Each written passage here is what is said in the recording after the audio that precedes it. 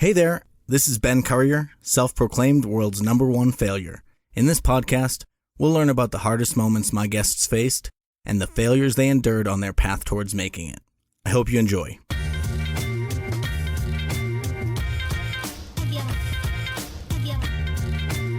Hey, it's Ben here, and in addition to this podcast, I also teach Microsoft Excel online. Visit excelexposure.com for more information and use the coupon code FAILURE for 20% off of the lifetime access to the course. Stay tuned after the episode for a little bit more information as to why it's so important to improve your Excel skills and unlock your inner Excel ninja. Thanks.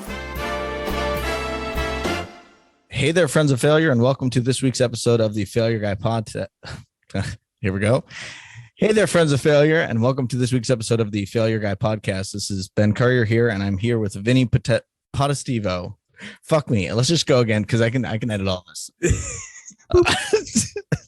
Vinnie Potestivo is right. That's it. Yeah. Perfect. But why not start with a fail and a recovery? This is brilliant. I'll put some of that in because last week I said Fazoli instead of Gazzoli. So I left that in. I leave a lot of the mistakes in, but I at least want to get one right. It's annoying when you do your work. That's what stinks about it when you do all the research. Yeah, I know exactly when I know how to pronounce it. Okay. Hey there, friends of failure. This is Ben Curry here with this week's episode of the Failure Guy Podcast, and I'm here with Vinnie Potestivo. Hey there, Vinnie. How's it going? Yo, thank you, Mr. Failure, for having me. Absolutely. Do you want to let my listeners know a bit about yourself? You can choose what you want to let them know, but just try to talk yourself up.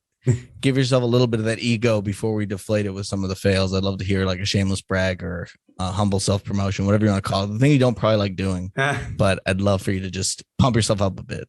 I appreciate that. And for those listening, I promise to make this audio experience worth your while. I've had a phenomenal career in television that really helped me launch some of the biggest names in pop culture.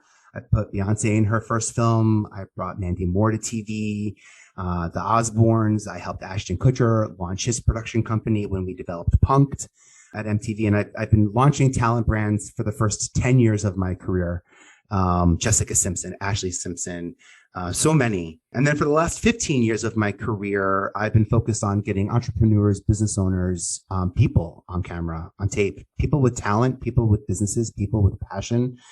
Some of those shows are ensemble shows. So you know them as like Housewives of New Jersey. Like there are shows that I've cast and helped find cast members for. And then there are just powerful people in media that I'm so lucky I got to work with. Nick Cannon, Lala Anthony, TJ Lavin, like big personalities that are killing it in their careers. And I'm just very lucky that I got to learn how to use my talent and turn it into a skill set that provided really great wealth and greatly for those people, but also not only them, but now myself and also hopefully you. Absolutely. And also you won an Emmy. Yes. You left that out as well. I won an Emmy last year was a big year for me. 25 years in TV, and I won a limited amount of awards. I really got focused. I came up with an award-winning strategy to win awards. I applied for awards. I found projects that I knew would be eligible for certain types of awards. They aired on broadcast television, or they aired terrestrial radio, or they were a podcast. So playing in a heavy mix of media is important, and winning awards is equally important. And I come from a big flashy cable network, background for 20 years. It's nice to win awards that are available in the public sector of content. I strongly urge you and suggest that y'all go win awards. Absolutely. Yes. If you don't know that you can apply for an award or that you can get on something, if you're doing anything of value, I think in the creative space or online media space, anywhere, there's probably an award that you could apply for. Awards. I know you just shared with me something that has a ton of different awards, but not a lot of people know that they can usually put themselves up for it if you think you've done something worth checking out. Yeah, there's no one walking around handing out Emmys and Grammys. You have to pay to be in the Academy. You have to pay for perhaps you've heard the phrase for your consideration, which often means that someone has paid money for an application fee for consideration of a nomination. But I love, in helping people build the talent brands. I love starting and talking about awards. Some people feel, ashamed around the award conversation. And that's kind of like what I love talking about first. Like, you are worthy of awards. And also people want to work with award-winning people. And also people often will start from an award-winning list of creators or producers or strategists. They'll often look for the best of the best and work backwards from there. So for those three reasons, do I say it's worth, and then the SEO, the credibility. Often these awards are not won in silos individually. My Emmy is in partnership with 5 other awesome people that are Brandon T. Adams, Jeffrey Hoffman, Kevin Harrington, the richest shark in Shark Tank, Samantha Rosen. We had some awesome executive producers on this project that made this project. It's called Red Flags, available on Bespoke TV, that made it what it is. So I'm so proud to get to say I won an Emmy with all of those people. They're amazing people to win and experience something with, let alone, have a little golden statue now in my own hands.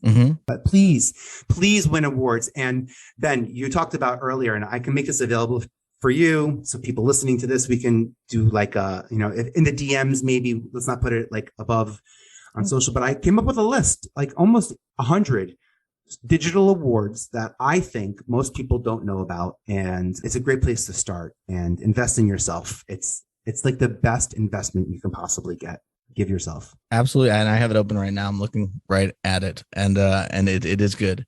I was wondering for any of the other things that you did, like you've gotten your podcast then put on multiple networks, including like online, DirecTV, Bespoke. I'm not sure all the platforms that it goes out to. How do you recommend distribution for things like that? Because I imagine there's a lot of ways people could repurpose stuff that they're already doing. Yeah. In that way. Yeah. I build my series with amplification in mind. So a lot of the series, even my podcast or digital recurring appearances that I'll do, will have segments in them. Like I'm intentionally stepping into this, creating something that I know I'm going to be able to lift and share. So if it's a 45-minute podcast, I know this 5-minute segment that I have in every single podcast is something I can pick up and lift. And maybe I can do a distribution deal with Only Good TV, and they might give me a couple of $100, not exclusively. But what they're going to do is they're going to put it in their content aggregator. And a content aggregator is, let's say, a magnifying glass. And what it does is it takes your content and reverse magnifies it and multiplies it out, streamlined, like all these tiny little streamlined rays of light, imagine, to hundreds or thousands of blogs that are looking for content. So there's, it amplifies and projects and pushes out to all these people asking for your content. So I know that ecosystem exists. So I create content knowing that there's a greater need for content outside of what I want to do. And I meet my needs with their needs so that it makes it easy for DirecTV to run a couple of my segments. It makes it easy for OTT networks to be able to run my podcast, or YouTube partners. That piece is important, the amplification piece. And there's also, I'll give one more hint.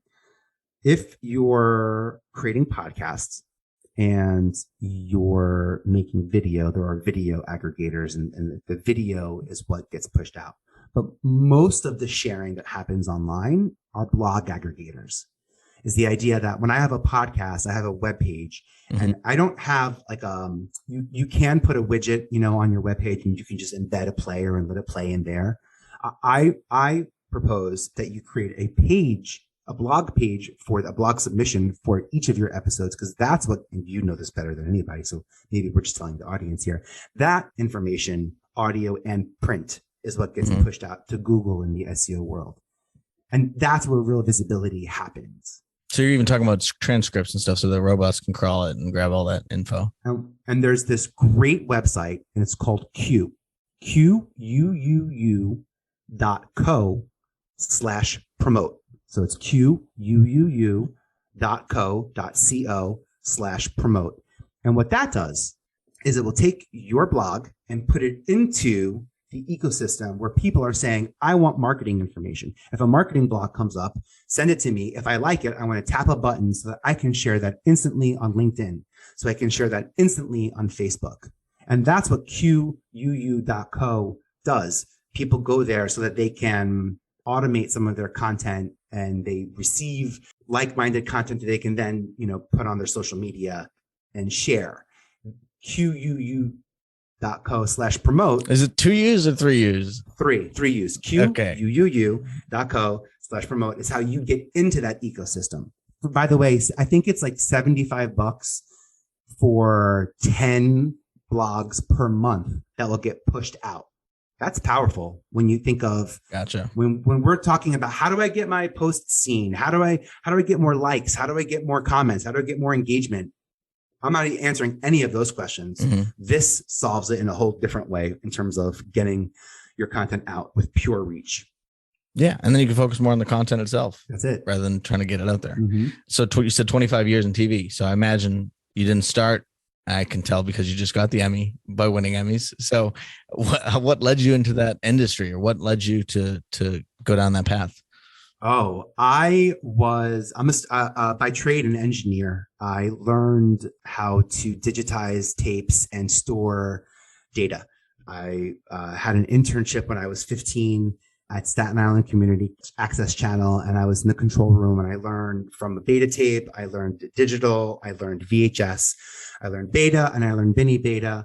I learned how to wire two VCRs together, which, by the way, that side hustle got me through college, making copy. I probably shouldn't say pirated copies. It's horrible to look at how the pirating industry really did have an impact. But if it wasn't for the fundamental skill of knowing how to share information, and that's how we shared data back then. It was hard. It was. It's weird to say. It's hard. It's easy to email me the movie. Email me the movie 20 years ago.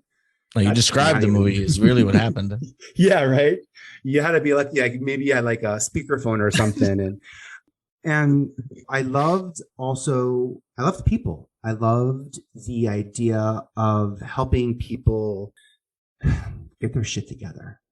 Getting people to seeing the best in people and helping them frame themselves the way that they could best frame themselves. And to be honest, a lot of that skill set developed when I was at the computer center at Wagner College, helping people on Excel and Microsoft Word, helping people create PowerPoints, helping people create documents that reflected, like they were the ones writing it, but I could fix the margins, pick the right font. If you needed to, hit a certain amount of pages, maybe we can do a 0.5 font, and, all the little like cheats that we did.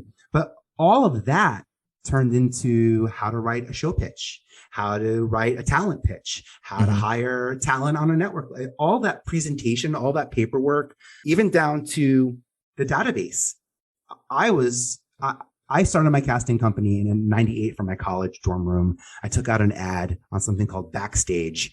I said, if you want to be an actor, send me your headshot. I want to be a casting director, and I'm looking for actors who are looking for work. That's literally, I didn't even say I am a casting director. I said, I'm looking for you if you're looking for me, because this is what I would like to do. And I got hundreds of headshots sent to my school, and I opened up Excel. I created a database. And literally from that moment on, it was always sometimes refer to myself as like a people hoarder. And for the context of this conversation, I've cast hundreds of thousands of hours of reality TV and TV programming. I've cast talent on the network level, on the show level, on the episode level. And I bring up the fact that I have this engineering background, and I like coordinating, because people can get lost in the shuffle, and you can quickly forget that they're people when you just got to move bodies, when you got to hit a number or higher. And I was never that guy. I was always aware of the emotional journey that people were taking, whether they were identified as creative talent, traditionally in the arts that we might have, 20 years ago, or now where we are all creators, whether we like it or not. We have to accept that. It doesn't mean we're influencers. Yeah. But we are all creators. I'm not saying we're all celebrities, but everybody has talent. And I mean it.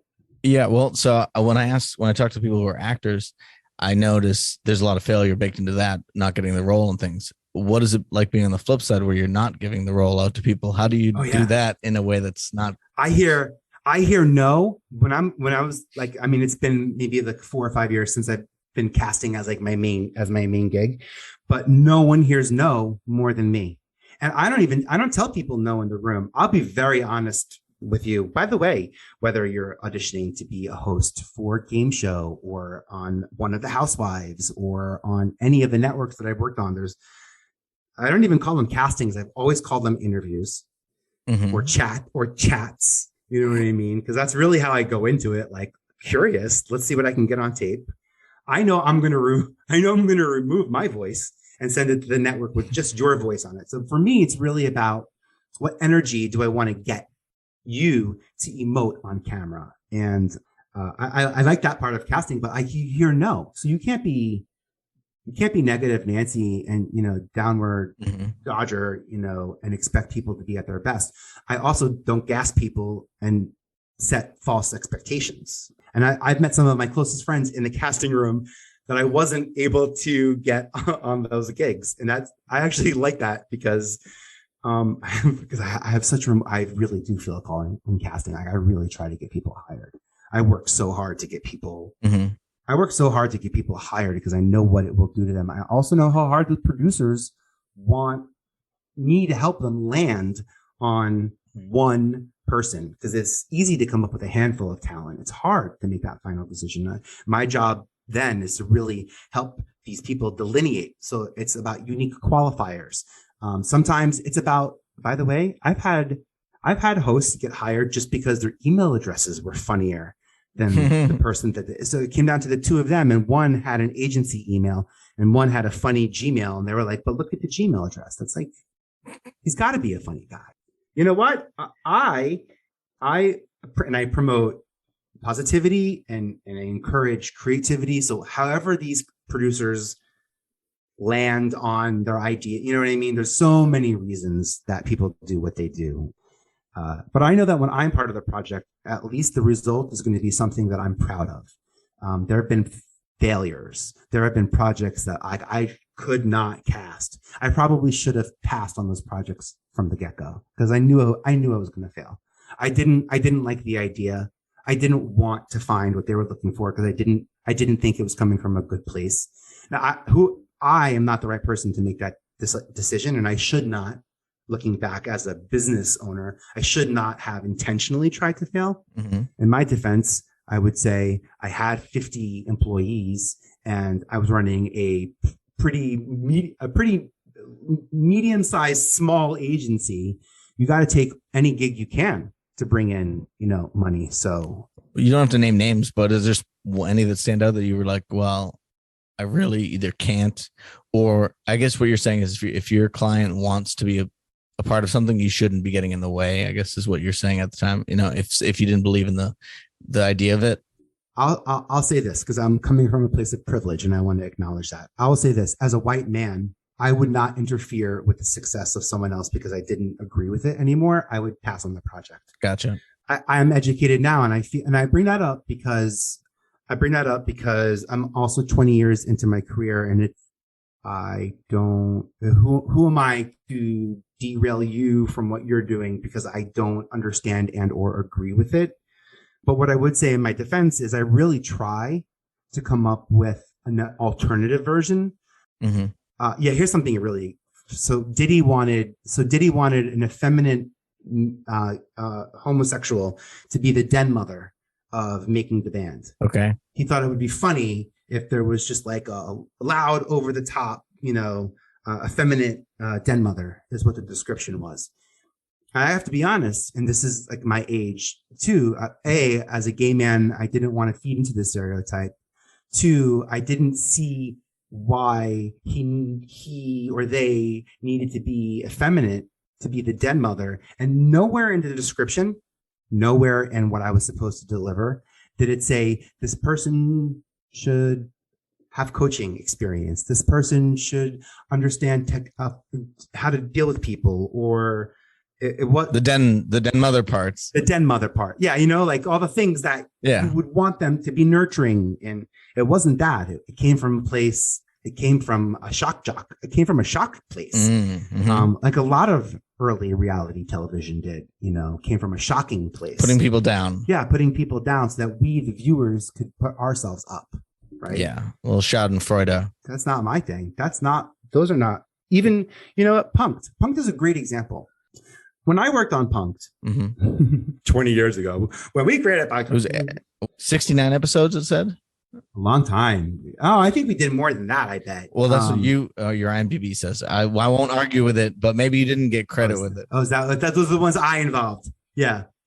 Those are the ones that I was probably, the show does have a much larger life than when I was involved. I was involved in the development of the series, and Ashton came to us with a concept similar to Punk'd. And I bring this up, specifically for this failure podcast because our pilot for Punk'd was an epic fail. In fact, there's parts of it I can't go into because they turned into a legal battle, but there were legal reasons why we couldn't do the version of Punk'd that we had set out to do, which originally was celebrities playing jokes on what could be their ultimate fans or on just regular fans. Okay. So it wasn't always celebrities playing jokes, on celebrities. That concept came up in response. Reduce liability, maybe? Yeah, in response to, that's exactly what it was. So you hit the nail on the head. In the pilot, they punked someone that they shouldn't have punked, and it was a bad experience. And this is in the early years of hidden cameras. Punk'd obviously is a hidden camera show because we're intentionally hiding cameras. But sometimes if you're shooting a show and you can't see the camera, but it's not a hidden camera because everyone knows what we're doing, but you just can't see it, that also is included in the hidden camera laws. So a lot of laws came into play after Punk'd and a couple of television shows. Was Candid Camera the first one? Yeah, I think. I mean, Candid Camera was in color, so I imagine there has to be like a black and white version of that show, right? Like I grew up watching that show. Ashton talked about that show growing up. Like there hadn't been a show like that, and to be honest, here's a long story short: is that Mandy Moore was working at MTV already at that time. Mandy was dating Wilmer Valderrama. Will was working on 70 show with Ashton. And Will had this idea of Yo Mama, and I was like, Will, that's a bad idea. Maybe it's lost in translation, I remember saying, or maybe you don't understand that that's not a good idea. Like we shouldn't talk about people's moms. What I didn't realize, how right Wilmer was, by the way, was the community that actually allowed people. Like that was a fun. I remember. I shook my head. I said, I said, well, I'm not bringing this into the network. I don't think this is a good one. He went to a guy named Danny Villa, my counterpart, and they made the show happen. Because I talk about it as like, it is one of my, Yo Mama is my biggest failure. But you learn, right? Yeah. You learn from these things. And I'll say this. I was a boy from Staten Island. When you're from New York, you tend to think New York is the only place that exists, and everything else outside of New York is just not New York, as opposed to other places. And I learned so much sitting in those in that seat for 10 years at MTV, developing shows, developing talent, serving youth culture, changing MTV News, bringing faces to the network that nationalities, backgrounds that hadn't been seen, hadn't been invested in media. It was a super cool experience, but a lot of failures. And MTV timed it. MTV Spring Break was kind of like fail. That's where we would put shows that, we don't know if this is going to work or not. Put it on MTV Spring Break because it could fail there. Because if it fails, at least it'll do well because the eyeballs are on it. You know what I mean? For all the wrong reasons, we can still. But so we set ourselves up for failure. Top of the summer, Spring Break, snowed in. Like there were places where the network would break talent knowing that there's a margin of error and it's safe in this window. So it's fun to think about now, looking back, how we prepared for failure and how when you prepare for failure, how it sets you up to win epically or fail collectively. To be really, if you're really failing really, really big, and you're the only person who's failing, well, then you did it wrong. But if you fail with like a group of people, that's learning, where that's relationship building and pioneering. Well, we bond over that. Yeah. Yeah. So it seems like you're pretty good in the empathy game. I don't know if that's something you've developed over time. I remember recently I was talking to Seth Godin, if you know who he is, on a Zoom, because I'm part of one of his workshops, and I was asking him how he got so good at it because he's very empathetic in his messaging and the way he talks.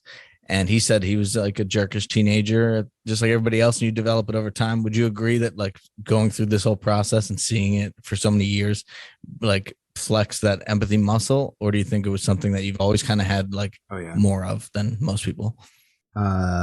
So I would say I'm currently the oldest of six children, but growing up, my dad remarried, but growing up, I was the oldest of four from a single parent household. And I was never treated as like the man of the house, but I always was hyper aware of my brothers and my younger brothers and sisters. And I went through Al-Anon and Alateen as a teenager because my parents had active addictions. And I learned as a child that not all adults had the answers that you wanted them to have, and that adults were capable of making mistakes. So with that information, I kind of ultimately learned not to trust adults. It's a bad thing, to be honest. There's no internet back then. We only had the encyclopedias, library. You know what I mean? Usually you learn about life things from like your youngest uncle or your youngest aunt, in an Italian family. I'm sort of structuring up here. So you realize nobody had the answers because we don't really. I realized no one had the answers. And there was some shame. So, and then here's where shame and ego plays. And I would make it up. I would make up answers. So I'm kind of famous for saying like, I can answer any question you throw at me, but I'm going to let you know I'm making it up. But this is just based on like what I think and feel. Mm-hmm. So that skill set that's an awesome skill set to have. I'm often asked first in the room my opinion because I generally have one formed early on. But I also walk into that room with an established point of view. So everyone in that room has a prediction of where I'm coming from. And if not, they'll know what tools I'm using and how I calibrate, the success of strategy or implementation of someone's talent brand or something like that. But empathy is a huge piece. Some people look at some people look at television and they'll say, well, every job you've had, is you're meeting a connection and you're meeting a connection and you're meeting a connection. And I'm like, yeah, but the connections are kind of made, it's a finite amount of people in this world. There's an infinite amount of energy, but there's a finite amount of people that I know that I can actually rock, that I can like impact, that I can level up. Mm-hmm. And then there are the people who level me up. And I think that's where I'm having fun in this podcasting game, because for a long time, I was either like the head of the department or like the head of a smaller agency. There's nothing more peer-to-peer, more eye-to-eye conversations than podcasting. No matter, it's crazy. It doesn't matter who you are, because it's two mics, two people. It's either dead air, or there's chemistry. There's either information or a whole lot of nada. Well, remember growing up in the 90s and we'd imagine video phones and like ways of doing stuff that we're doing now, and it's real reality. It's insane that we can immediately talk to each other, whereas before, like, you couldn't even go on the internet without someone hang up the phone. Like, so many things that was like in the 90s, when I would cast for MTV's like TRL, when I was casting video jockey VJs, hosts for the shows, mm-hmm. I would send a camcorder, and I would also send I don't even remember the name of it, with a phone that has a speakerphone. I would send a speakerphone, and I would send a camcorder, so that the speakerphone would be turned on, and then I could talk in the room, so I could hear myself. It was like a little bit of a fluid conversation, and then they would set the camera up, record themselves, and then ship everything back to me at MTV. The first Zoom almost, but snail mail Zoom. Pretty much. It was tough though, because and then I would get the tape and I'd be like, "That's how you framed it?" Like I thought. I got real good at being descriptive about how to set up cameras without seeing what people were looking at. You learn things. Or lighting. Does it look glow? Is it glowing? Yeah, it's glowing. Okay, that's bad. That means there's too much light. So let's find you know what I mean? Like those little things. Yeah, it looks great. It's like a spirit is here. I got the Oprah Vaseline effect. I'm like, that's not good. And that's not even real. But and you have to send that in, right? Because that'd be what you'd use, right? Yeah, and that's the other thing, is that then that's what I'm cutting down, and I'm walking around the halls of MTV showing, the people 20 years ago who literally launched the network. Mm-hmm. I'm aware that these are like, I had such love for the senior execs at MTV because when I got to MTV, it was 98. MTV was 17 years old. That was right after Michael Jackson pulled his catalog. It was the beginning of why is this just rock and roll? Where are the black faces? Where are the men and the women? And where are all the colors? Where is everybody other than just angry white rock? I didn't realize this then, but like I look back at my career and it's like it was a golden, in my opinion, a golden era of television. We'll go with either one. How quickly MTV greenlit certain, it wasn't good enough that we just did the Osbournes, which was like rock royalty, but we had to go and find hip hop royalty from a family, perspective and tap into Rev Run and his, it was just so cool how we were able to lean on some of the artists that actually made MTV, in the process, to give them cameras that turned into reality shows or I wanted Method Man or Red. The version of Punk'd, by the way, would have been that Ashton ended up doing would have been awesome. We had that idea, and Meth and Redman would have been awesome to host a show like that, by the way. I love them. Yeah. Because that was like my error. That's even putting Exhibit in Pimp My Ride. Mm-hmm. You know what I mean? Like those were like, that was like the coolest way to get to utilize talent that I literally had watched my entire life growing up, creating culture. It was so reciprocal. Cool. Yeah. When I worked at MTV Networks, which was, I think, just after you left, I was like 2008, 2012 ish. Oh yeah. Yeah. Just after me. But I'd go to 1515 Broadway and it'd be like weird to be there. But then they'd be like, oh, you just missed it. Yesterday was Snoop Dogg was walking around handing out fried chicken around the office. I'm like, damn it. Why didn't I come yesterday? It happens. Yeah. My best friend was an intern at the time when Mariah Carey decided she was going to show up and hand out ice cream bars on TRL. And it's so funny. And she was the one that had to run around Times Square. We had the ice cream truck, but we didn't the ice cream cart, but we didn't have the ice cream. So that's what she had to do, is run around Times Square buying up all the ice cream that we could fill the cart with. Like those little stories, or like, I think I did like a Blink 182 naked bike ride race in the studio. Like those weird things that I was a part of that pop up, a very Busta Rhymes, a very Busta Christmas, but I love it. I love when that stuff, it's the cool. I loved MTV when I was there. And like, as you said, 2008 was a turning point. That's like Jersey Shore and Tila Tequila started airing, on the network. Then, I did Laguna Beach. I did The Hills, and we just finished the City, and we were just starting on The Hills when I left. So the Hills cast had already been locked in as I was leaving. And then MTV just changed so quickly, I feel like, after I left in those 2 years. Yeah. After that, I think the whole ride was interesting. A lot of people got mad when they stopped playing music all the time, which kind of would have been around your time, like when they started to shift to more, content stuff. But then, yeah, it definitely took a turn to be more negative, maybe, with some of the content, or at least strange, giving into people's weirder sides without thinking about what that does, Yeah, yeah, I would have potentially. I mean, yeah, who knows what shoulda, woulda, coulda, but yeah, Damien Fahey, right?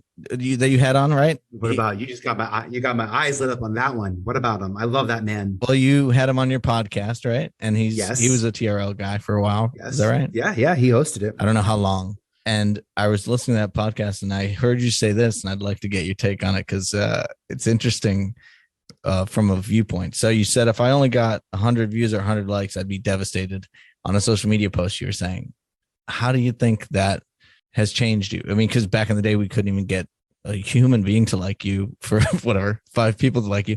Now you're like upset with 100 views or likes. How has that changed? Like, because you've got a decent amount of followers and stuff. Like, that's so funny. Do you think social media's done a good thing or bad thing on us? And how do those views? I mean, you said you'd be devastated. Hopefully that was just an overstatement. And well, I wouldn't. That's so funny. I would be devastated if I cared enough about those numbers anymore. I think that that's the growth between, or the message, maybe. Yeah, I wouldn't care about the numbers. I would be devastated if I looked at numbers and I let them impact me. Like that's what I was trying to say. Like if I was disappointed at how something performed and it was because of a numerical piece, I think I've done some framework and some mindset shifting since then. Mm-hmm.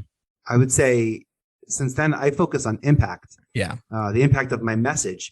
And I hope that not everybody listens to my message because I like my message. I like talking about it and I want to keep saying it. I don't want to feel like I'm repeating myself. I want to feel like I'm working hard to get my message across. And so I welcome, numbers of all shapes and sizes, by the way. But it's a mindset piece. And it's a much larger conversation, when you, I think you were talking about it in response to how many people were at TRL Studios and whether or not like that, there's like 100 to 150 people there and like how crazy that was. Oh yeah. Oh, that's crazy. Oh yeah. Well, sure. Right. It's like 100 people in real life versus 100 likes or something like that. Oh yeah. That's interesting. It's interesting the power, how, well, that's just because people forget that followers are people. That's what that is. Yeah. That's because they forget that content is entertainment. That's what they forget that it's not about your content. It's about how entertaining were you. And you have to deliver that in the form of content now. So I think that's where, it's not calling it a social media account. It's calling it my social media network. Yeah. It's not calling you followers. It's calling you viewers and treating you like that, gifting you like that. I'm not expecting you to follow me. Mm-hmm. And I think that just comes from my earned media training. That's like some of that. That's what's I hear that in the back of my head as I hear what I'm talking about right now. Yeah, now I know what you mean. Is that how hard we earn it? In fact, at MTV, we had a meeting every week called Walter. WALTER. We all like to earn ratings. And it occurred to me that we used that phrase back in the 90s. We all like to earn ratings. And I love that the word earn is in there. It saves it. And there was no such thing as paid media back then. There was, but there was no such thing as paid media the way that there is now in terms of like pay to play. So it just goes back to the fundamental part. Like we like to earn it. Mm-hmm. I don't expect it, And I think that's the mind shift piece when you ask about the 100 then and the 100 now. But yeah, we forget. That's the thing is like we forget that these are real. If 100 people showed up to your birthday party, marron, you'd be overwhelmed. Yeah, I know it's crazy. 100 people like me on this, and I'm like, oh, that's nice. Why not 1,000? Imagine 1,000 people show up to my birthday party. It's too much. Overwhelming. And the weird thing is like back in the day, there's only so many in the 50s, wherever. There's only so many channels people could be watching stuff on. Then, when you get to your time, still only so many channels. Now, there's still like infinite amount of channels in terms of like ways you can find content. So now it's a different playground. Like you can't do a lot of the things you did back when MTV was doing what they did because there's too much content cluttering in space. Yeah. The eyeballs aren't there. Yeah, the eyeballs aren't there. I give a lot of credit to the era of MTV that when I was there in 98 to 2007. I give a lot of credit to that era because to me, it seems like that's when everyone was watching MTV. Mm-hmm. What I didn't realize is that was coming towards the end of when everyone was watching TV. It was at the height of MTV's distribution in terms of market reach. We were in more markets in the late 90s than we ever were in television. So we were getting new audience, not just more audience. Mm-hmm. Youth culture only had MTV as an outlet, and until AOL Music, YouTube, until some of those platforms came out where music videos could be on demand, MTV was the only resource.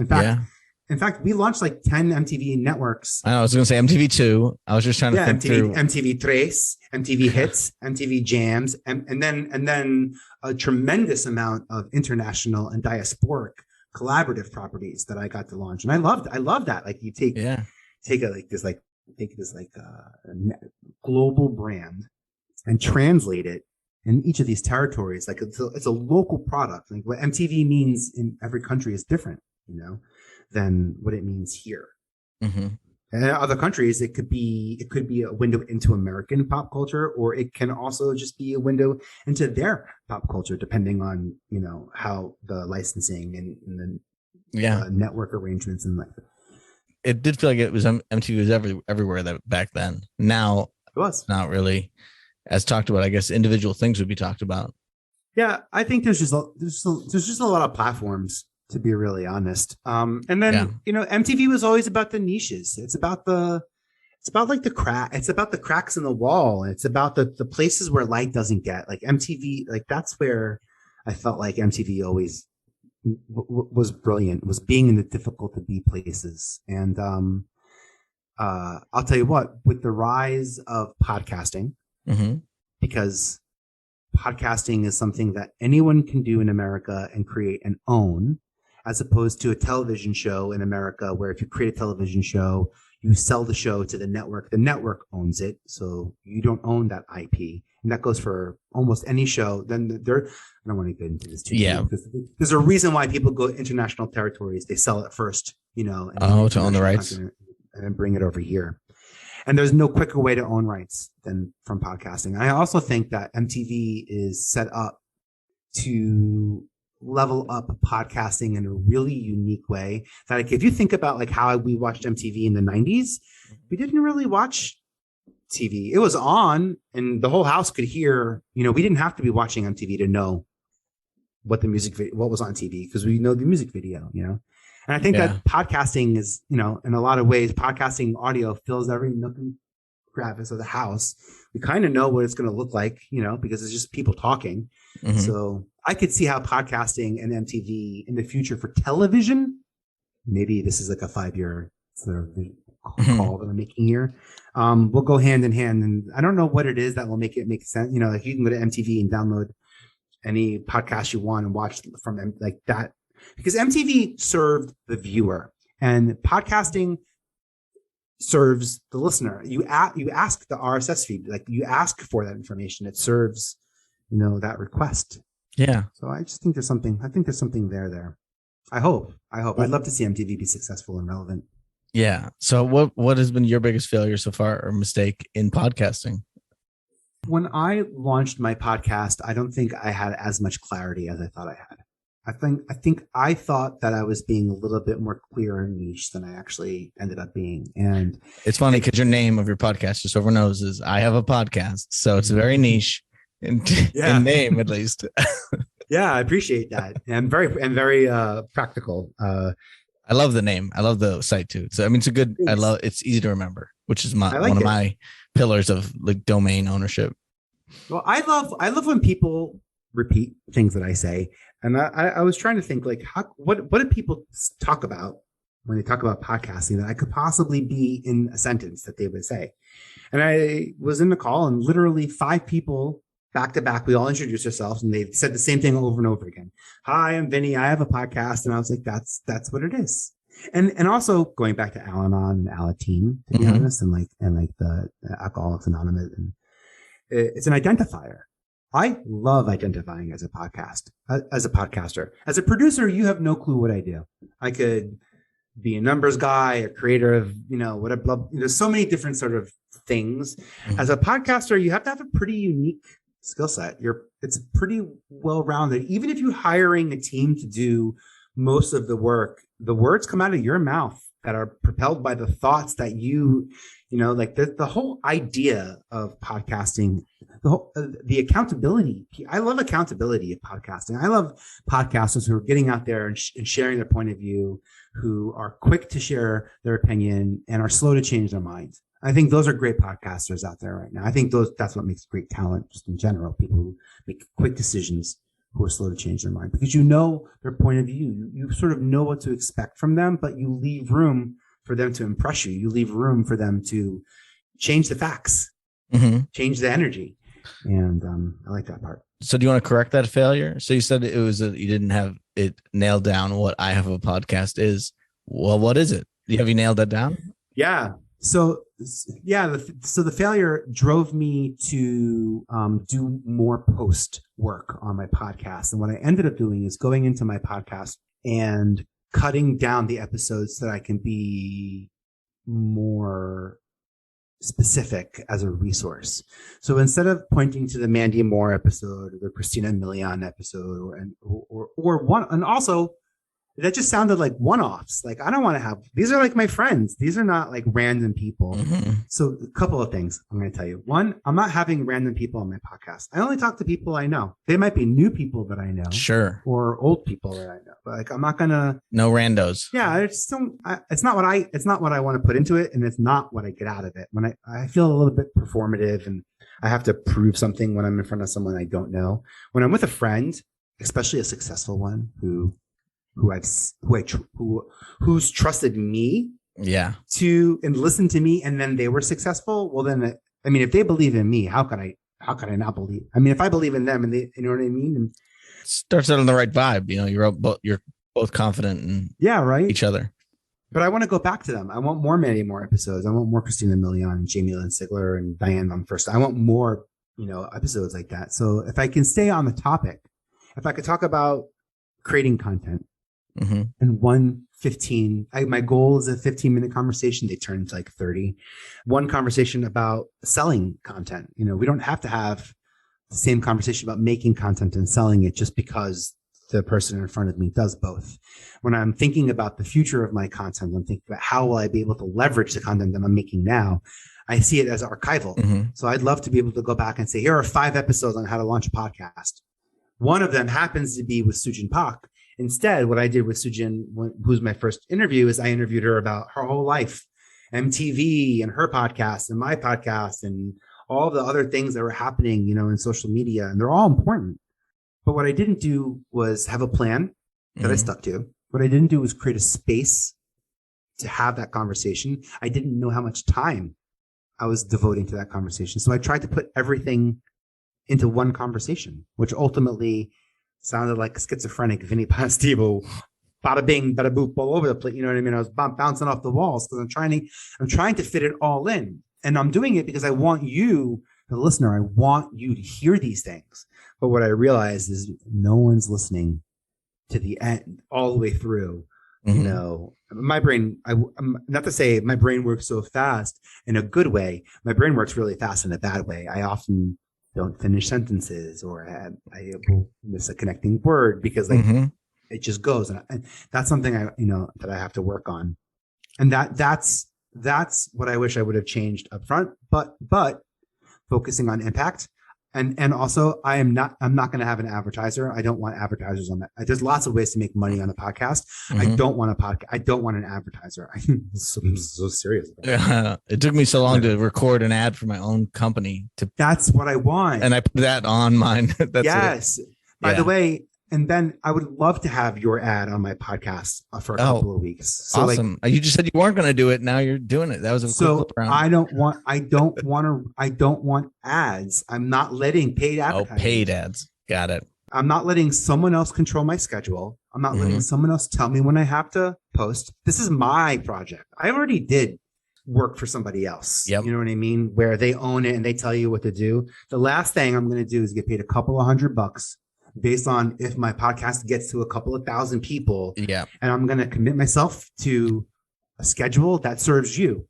And it affects your creativity and everything else. It doesn't let you be present. You're thinking about, reach or some metric. So what do I get to do with my 3 advertising spots when I meet someone like you who's got their shit together and has a 30 or 45 second or only appears to, for sure. Go ahead. I can offer them the space. I'm happy to offer that. I created the framework, the podcast, so I could promote other people. And that's one of the reasons why, I'll never have an advertiser is so that 1, the space goes to us. 2, the energy is ours. We control it. Yeah. Like I said, I struggle to put my own thing on there. It's because same thing. I don't know how it's going to affect my creativity or anything like that. One thing that was cool, I was on this podcast called Broken Bulbs. And what he did was it was like an hour meeting, but he did 3 different episodes. So he set it up 3 times and did a subject of each one of my things. But you could do that with some of your guests. So you have 3 Mandy Moores in the same amount of time, and they'd be smaller, digestible. So that's exactly how Is that how you're doing it now? That's exactly how I started recording now. So we kick up actually a week from now. We start launching daily. Because Jamie Lynn was like what, 10 or 11, 12, 15 minutes, something like that. It was pretty short. I stopped Jamie. So I have 3 more episodes of Jamie Lynn Sigler that are the next ones. She's where I realized that I'm trying to put Sopranos and Mama Said and Pajama. I'm trying to throw everything that she's doing into one conversation. Yeah. Multiple sclerosis, podcasting, acting, being a mom, all of those things. Who is that serving? Mm-hmm. It wasn't serving, to be really honest. It wasn't serving me because I felt performative and all over the place and like kind of wackadoo crazy. Yeah. And then also, I'll be blunt, as a friend, I didn't feel like it was serving her. Like, I'm like, why is she telling me all this stuff? Like, there's some of these questions, and I don't ask questions that are out there, but I was asking questions that I didn't need to ask. What I wanted to do was ask the questions that I can get away with asking, like, how come you're not creating? Or what's the hardest part about going into the studio if you already have a studio down in your basement? Like, just help me understand that. Like, do you? Mm-hmm, yeah. I like asking those, I can get away with that. I can ask Christina Milian, well, your boyfriend got money. He has a studio and he's an artist. And yeah. He must be around music. So like, what's going on? How come you're not writing? Because the baby? Because the business? Because she knows it's not gotcha journalism. Yeah. And that's not, and I can let myself go there and I can get curious and I can ask questions that I don't know the answer to. That's the that for me, those are the aha moments, magic, where something happens because I asked a question that I didn't know the answer to. And that turned into something like talking to Mandy Moore about her creative process as a creator, as a producer, as an artist, as an actor. But she never directed. And I know she never directed before. And I was like, how come? Like, it's the last season, maybe, like, yeah, you might as well just like it. You might as well now or never, because like you've done enough seasons with these people. Like, who better to, and they love guest directing, like that. And I'm not saying that I inspired that conversation, but she was clearly thinking about it already, because a week later she called me back after talking to Dan Fogelman, and she was, I think either this week or next week, her episode that she directed airs. And because we asked that question, we've been featured in press and journals and have been quoted, inspiring, this conversation, which is super cool to know that I still can inspire one of like my favorite muses in the entire world, regardless of how we're set up to work together. Like, I was a coordinator at MTV. It was my job to be Mandy Moore's talent coordinator, and Mandy, that was my job to do that. But as a podcaster, it gives me the space to get to effectively communicate those sort of thoughts and ideas that and plant seeds that will grow, on their terms. Yeah, I love it too, because I can ask the dumb questions. I can be the dumb guy who is like, I don't know with this answer, but I think my listeners would want to know. So I'll just be the guy who's, I might come across like an idiot, but how do you pronounce your name or something? I wouldn't ask that question, but I've messed that up plenty of times. I'm wondering if you have any other thoughts on failure, because I know we're running a little long. If you have any specific, like, either stories of failure or thoughts on the topic before we get to the forward-looking stuff and the last couple questions. Sure. Just fail. If no one's looking, if you're not big, if you're waiting for your big moment, fail now before anyone looks. Yes. To be really honest, that's what, right now in the press, Adele is getting slammed because she pulled the plug on her concert just a couple of days before her residency was supposed to kick off. And I would say she canceled it because of failure. She was afraid to fail. And what happened is she waited too long to pull the plug. So everybody saw her fail. But if she had preemptively taken the steps to not wait as long, not wait till it's 4 days till showtime, earlier in the process, it would have been a much less damage control to do. So fail early on. Like, if you have an idea and you think you're going to fail, do it like immediately. That tomorrow you wake up and it's a learning experience, and that is it. And to be honest, I'll say this, because I've worked with a lot of stars that have done many different types of projects. Whether you're a star, meaning a celebrity, an artist, like an actor, or a person with a unique personality, or you're only known or as known as your last great hit, if that's fair to say. So like, If they know you as an artist, it's because you rocked as an artist and they forgot you were an actor in that movie. You know, they forgot you were a reality contestant 20 years ago, finally, because the shit you're doing now is so good. Yeah. And we remember the good, we remember the now. So if you're afraid to fail, just do it so that you don't have to be afraid anymore. Yeah. And then that leaves room for winning. Well, like your point, like Robert Downey Jr., we don't talk about his massive failures back in the 90s. We just talk about how successful he is now. I mean, maybe you talk about it as like a story that's an overcoming kind of story, but a lot of times it's tough now because I can't imagine growing up in high school with social media and how every little thing you do wrong would then be forever cemented. I'm glad a lot of my failures younger kind of fade forever because there's no one videotaping it with a phone. But at least now, to your point, there's so much stuff out there. Definitely fail often, but also don't stop doing things because you might fail, because that's like one of the worst things someone can do is if they think they got something, but they're like so scared of putting it out there that they don't. And then the world gets robbed of whatever that thing is. Maybe we would have liked it. Who knows? I mean, if the risk is low, I want to be careful about failure. True. Or hurting other people is also shouldn't be a part of it. Yeah, exactly. Right. Yeah. So as long as that risk is, and the risk doesn't, and take qualified, measurable risks, I would say maybe. If you can't afford to spend money on something for it to fail, then don't spend money on something. Mm-hmm. There's plenty of free ways to fail. And do it the free version. Do it the free version. Exactly. And then you'll learn. By the way, I did. There's so many reels that I had to edit back in the day where I didn't have these pieces, or and I was being frugal and I didn't want to pay for whatever widget or whatever, and I record my screen and I push it, like you scotch tape it together kind of thing. But failing will actually strengthen your ability to rebound and be resilient. Failing will help you land on your feet when you do take those big risks to get up quicker. And I think that the speed in which you get up, the speed in which you rebound is says a lot about the potential success that you could have in that action. So just even failing, how to fall. The first time you fall, you break your nose, you're bloody on your face. The second time you fall, you cover your face on the way down. You got a scraped elbow, but not a bloody nose. You learn, Yeah. You learn. And artists learn. There's lots of albums out there that don't rate, and they don't get on, they don't make the big impact.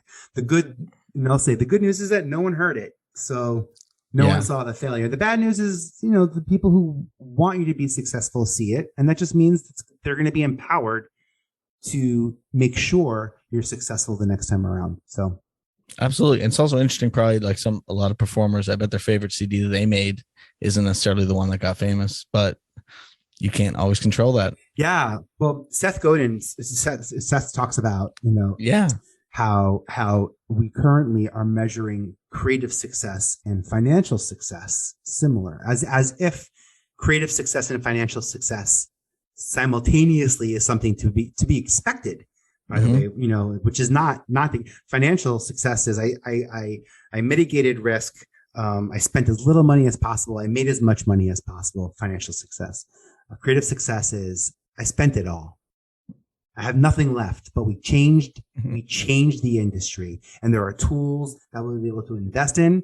And because we as a community built this, we can now use these tools to get to where we want to be and creatively find ways to be successful. It's very different how creative success and financial. There's a lot of intangibles that aren't financial related. And I stole what I was saying from Seth, because he said the author's favorite book usually isn't the best rated one. But I reapplied it to music for you. But I was talking about Seth Godin. So, good catch. So being on the show, you get a get out of fail free card, which is similar to the Monopoly card, where you can get out of jail, but instead this time you can get out of failure. So is there like a hobby or a passion or an interest? It sounded like earlier before when we were talking, you said before the recording, you didn't want to be an actor. You'd rather represent people. But is there something where you would use a get out of fail free card if you could pursue a hobby or a passion or something that you've avoided because of the amount of failure that's likely baked into it? Oh, interesting. So like if I wasn't afraid to fail, Would you be a Broadway actor or something? I have no idea what the thing is in musicals. I don't know what you. this is a great question. I really didn't want to be an actor because I just like I'm a full figure dude. Like I'm 6'3", 250. Like I wake up at 8, not at 4 in the morning. I enjoy my pasta. I kind of didn't want to be an actor enough to live the life that I know successful actors back then had to do for a certain aesthetic. So a lot of it has to do Mhm. with that. The other thing is like I really, really, really love learning things my own way. I wish that could go to school and learn.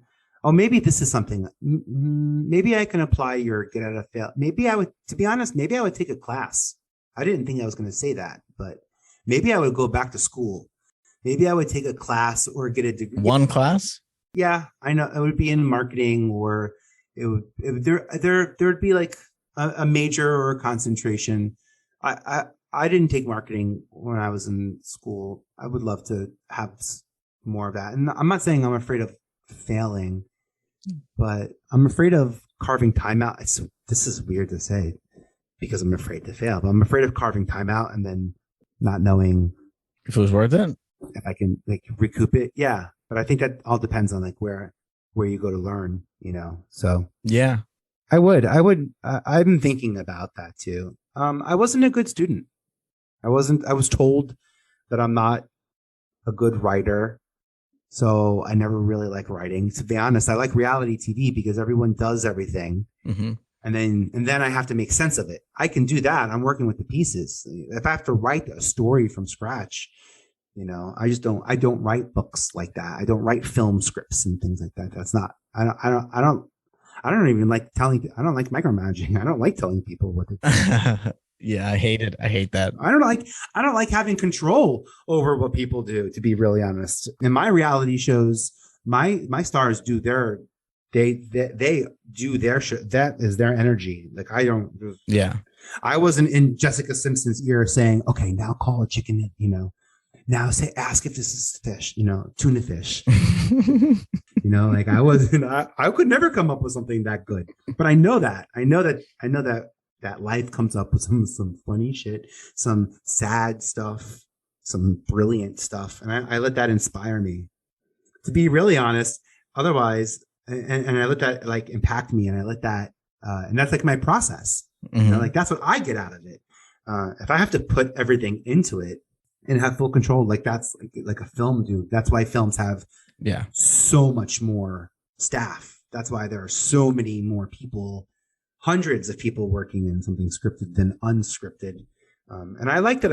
I love that I come from unscripted with a touch of scripted background. I did Freedom Riders with Paramount, is a film that I got to cast, and Beyonce and hip hopper. So I have a little bit of some film stuff just to know what it was like. Yeah. To be honest, to book celebrities for a film, as opposed to find people who've never been tapped before and give them a shot at something. That's like what I got out of unscripted, and that's primed me for this market that we're in, this creator economy that we're in. You brought up Damien Fahey. He was the host of TRL back in the day. He's the co-EP and one of the writers on Family Guy. Just one of the smartest people I know. I heard, yeah. And he will be like when one of the Jimmys are done, will be called to, without a doubt. Do I think that that's where he's destined to be, a late night talk show host for our generation when he's finally old enough. He's such a baby face when he looks old enough to have the spot. A good guy. Only because you mentioned it, I'm going to plug the Akimbo workshops. So there's a marketing seminar one. Seth Godin's podcast called Akimbo. He is related to the workshops. It's a course on marketing you were talking about, and you can't fail because it's all collaborative stuff with lessons and stuff, and you like support each other. So I'm just going to plug that. I don't think it's going to be available again until September. So who knows? Smart. But I've done the marketing seminar. I'm doing the podcasters workshop. I've done the creatives workshop. There's a lot of cool things like that, but it's not like a pass fail thing. So you get out of fail free just based on the fact that it's not a pass fail thing. I feel like I did my first, I participated in my first mastermind last year. And to be honest, I probably would have said like, I would love a get out of fail card for that because, and I think the reason why I was so afraid to do a mastermind is because like, I know what I want to learn, but I didn't know what I could teach other people or what other people would learn from me as a result of me learning. Like I didn't realize that piece. So I was really focused on failing people and letting them down because I'm not a coach and I don't have systems. I just have results. You have so much knowledge though. Yeah. Knowledge, you have so much experience, Are you saying last year? This is when that was? Yeah. You got to know by now you have something to give. By the way, it was in that mastermind that I solidified the partnership that ultimately led to my Emmy. So like it was, and it's part of why I chose to do it. And it's how I gave myself the grace and space to jump into something that I thought maybe I was going to fail at. You know what I know I can do? TV. You know what I know? I know how to make content. I know how to launch a talent brand. I know how to be respectful and do it with a big brand and not take away from what their core, value, like I know how to do, but I hadn't seen myself yet in a situation where it was peer to peer. And I thought I would have to teach something. And I didn't realize that. Turns out I'm pretty curious and the breadcrumbs speak for themselves.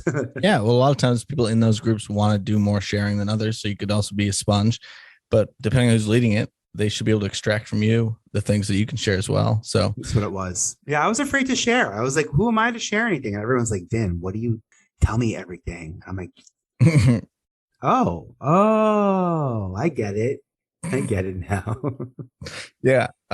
Okay. So then I guess the last question before we get to where people can find you is what are you going to fail at next? What's the big thing you're going to work on that you don't know how it's going to go? Is there any new projects or even the podcast? What would you say is the new thing you're going to fail? I say instead of fake it till you make it, I say fail it till you nail it. So I like it. What would that be? That's funny. I make it to fake it so that I can take it to the next level. Right? Because you have to make it. You have to physically put the infrastructure there. Yeah. Even though it's all not really there, but there's something tangible. And now someone can see the tangible piece and go, oh, now he got, framework. So now I can go and work with Vinnie. And so it's that framework is what I'm about to fail at. I'm putting together a creator accelerator, a deconstructed mastermind experience. I'm sure other people are doing it. It just kind of like makes sense in my head about how I like to support people, who I like to support right now, or for the last 5 years, I've kind of only been set up to work one-on-one with founder-led brands, people who have smaller teams or people who have larger teams that I can come in and give them the framework.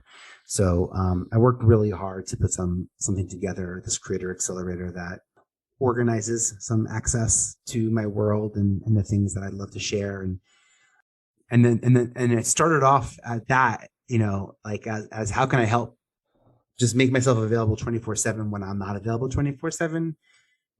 And what it's turned into, or what I hope it turns into, is like, it would be cool if we all could speak the same language. If we all had a couple of like the same pieces of words that we use in our communication day to day that allow us to understand exactly what we want and like impeccably what our goals are. And I think that I'm doing a good job. Yeah, I show up in places like you on your podcast where I have no control and I just get to be the guest because this is, I'm a control freak. Everyone wants working with me to be perfect and they want it to look perfect, every step of the way. And I want them to have that experience too. More importantly, I want them to win, but it also needs to look fun and look entertaining. That's a big part of what I do. That's, if anything, working with me, you will laugh, you will cry, it will be sad tears and happy tears. Like you said earlier, I'm extremely empathetic to the process and protective over that process as well. And there are lots of different ways to get your goals. So I like being mindful of that. Is that creator accelerator a thing yet, or is it just in the making? When does this air? In 2 weeks? Something like that. Maybe the end of this month, because I got a couple of love people for if it airs at the end of this month, it's out and it's on vpe.tv. If it's in a couple of weeks, yeah, cool. We'll just assume it's out then. Yeah, and I'm excited to. And I have weekly office hours. There's some awesome URL resources, a video library that are there. I'm just inviting people into my space. To be honest, I'm not charging people. I'm asking them to. I'm asking them to apply only because I want to make sure that the energy is right. They're being a star, or being rich or being broke. None of that matters. It's literally just about energy. It's about goals. It's about what you can bring to the table. Mm-hmm. And where is this? And if you're curious about finding information on this, come to vpe.tv or hit me up in the DMs. Like if you're listening to this, then you're a friend of Ben's, and I'm connected with Ben on social media. So anywhere where he's connected on social, I'll make sure that we're linked up. Is a good way to find me. Hit me up too if you need to get in touch with them, because no one hits me up anyways. So hit me up. Even if you don't need to get in touch with them. Yeah, in fact, don't even just ask him specific. In fact, hit him up and then don't reach out to me. I'll be the guy who connects everyone. Yeah. By the way, I'm him. I'm that guy. Which guy? The guy who connects everybody. That's literally. Oh yeah, it's good to know a guy. I got a guy, or now I got a person. I don't want to be too misogynistic, but when someone comes to you say, "Hey, I need a talent agent or something like that," I'm like, "Oh, okay, well, that's not me for sure." But yeah, I got a guy. I got this guy Vinnie in New York. Yeah, he's in Brooklyn. Vinnie from Brooklyn. He's that's the ticket. And I like the control freak thing that you're saying, because I do a ton of editing of my episodes. It might not seem that way because it leaves some of the failures in. If at the beginning when I mess up your name, I'm probably gonna leave that in. But I do an insane amount of editing to make it sure it's the best product and best audio experience. So I know what you mean about that. But it's nice being a guest when you can just sign off and be done, and then it goes out into the world on its own. Don't forget, failure, is point of view. You may think you failed at saying my name, but there's half of my family would say you got it right the first time and you got it wrong the second time. So there's Perfect. A Potestivo and a Potestivo, two sides to the coin. I can please both of them then, or piss both of them off. Exactly. So just lastly, where would you send people to find you? Where's the best place to connect with you? I know you just said, okay, sorry, go ahead. VPE.tv is the best place to find me on the web. I'm on all social media platforms. Reach out and say hi. I'm like a friendly guy. So it's true. Say hi. Say hi in the DMs. If you want to say hi in captions, say hi in the say hi. I don't care. I like that it's 5 letters. VPE.tv. That's 5 letters. That's short. There's not a lot of short URLs these days. I try to keep it simple, otherwise, you confuse, you lose. Yeah, honestly, QUUUU. I mean, I would have renamed that forever ago. I know. Is that the 2 Utes? Did you say Ute? QUUU.co/promote. Because Q sounds like it has a U built into it when you say it. It does. That's why you say QUUU.co/promote. Yeah, you just send them the link, I guess. I can't wait to see who uses that, by the way. That's such a good. Yeah. If you're writing blogs because you want the SEO exposure and you're not putting it in some type of aggregator, you don't even realize what could be happening. That's how media is distributed. So NBC, ABC, Fox, they have news networks. Why? Because they also have production companies that make content that the news departments then take and leverage and populate. So you will see E killing it on the red carpet because that's where NBC News, that's where the Today Show, that's where Lester Holt and that's where they'll get their images from on the pop culture side. So the news, people are not paying attention to Google News. And by the way, if you want to get verified on Insta, Google News, you have to have a good Google News, and you have to have a good Google Trends score. So QUUU.co/promote will help you with both. That's awesome. I'm going to check it out for sure. And also I know that I don't do enough things that I can do with the content I already have. So I appreciate that. No, and you're awesome. Your accountability check on getting your podcasts onto imdb.com is that is hitting me hard. You got to do it. I strongly believe that people they work hard, and then they don't take credit and they don't ask for credit. And here you're doing neither. I love it. you're giving it to yourself by going to IMDb and putting so. And I remember when IMDb came out, I remember 25 years ago. I have no idea how long ago it was, but I remember when I was the only place to find the top 250 movies or whatever. And I would use it for very specific reasons. But to be on it is great. I was already on it for video game stuff, but I mean, like to even be able to put yourself on there and it's legitimate. It's not like I use it. I mean, I use IMDb to book TV shows. I actively use. So IMDb Pro has an ability to see people's agents and their managers and their attorneys. Most of the time it's pretty up to date, but there are other websites like Who Represents, and there are other websites that have contact information for celebrities. But IMDb.com being in the Amazon ecosystem, being so connected to Google, it's just, you won't get more. Here's the thing. It's February 8th. I'm going to go and put my podcast into imdb.com today. Yes. And I will let you know when I get my first news alert from Google that it's already been published. I bet it's less than a week. I'll start getting alerts. When I put the Baskin episode up, it took only like 2 hours and it was already on there. Cause I already set up I don't know how long it takes for a title to get added. Might take a little bit longer, but once you get it, each episode, as long as it's, do you have to put the budget information in? I put like $1,200 or something like that. But yeah, I had, for the whole program, it's not for per episode or anything like that. Oh, I didn't. Yeah, I've spoken DirecTV. I didn't even think about that. But you can also, I mean, there's all sorts of things you can do, but you can add any kind of credits you want to it.